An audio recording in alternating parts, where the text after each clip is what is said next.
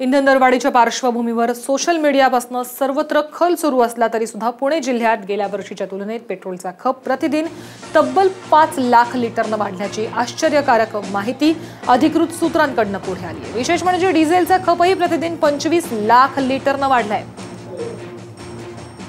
आणि या संदर्भातला आढावा घेतलाय आमच्या प्रतिनिधी अश्विनी जाधव केदारी यांनी। गेल्या काही दिवसांमध्ये आपण बघतोय की इंधनाच्या किमतीमध्ये कमालीची वाढ झालेली आहे। सर्वसामान्य नागरिक वेगवेगळ्या माध्यमातून आपला हा रोष व्यक्त करतायत, कारण पेट्रोल आणि डिझेल ही जवळपास नित्याची गरज होऊन बसलेली आहे। आणि पुणे जिल्ह्याची परिस्थिती आपल्याला सगळ्यांना माहिती आहे की पुण्यामध्ये सार्वजनिक वाहतूक व्यवस्था सक्षम नाहीये, त्यामुळे अनेक पुणेकर नागरिकांना खासगी वाहनांचा वापर हा करावाच लागतो। एकीकडे ही सगळी परिस्थिती आपण बघितली की पेट्रोल आणि डिझेलचे दर हे सातत्याने वाढतायत, मात्र तरी सुद्धा त्याच्या खपावर मात्र कुठलाही परिणाम झालेला दिसून येत नाहीये।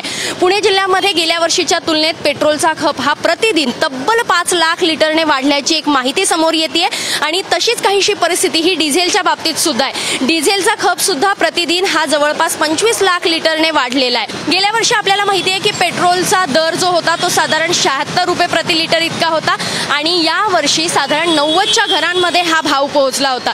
तर डिझेलचा भाव हा गेल्या वर्षी 60 रुपयाच्या दरम्यान होता, तर आता तब्बल तो 75 रुपयांपर्यंत पोहोचला होता।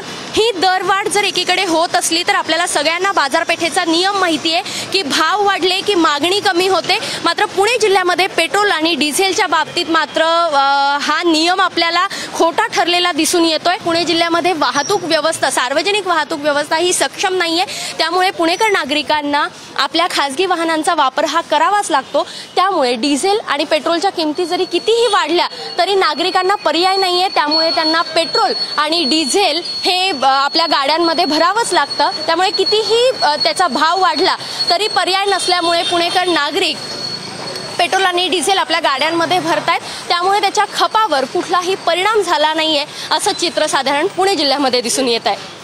कॅमेरामॅन संपत मोरेसह अश्विनी जाधव केदारी, साम टीव्ही न्यूज, पुणे।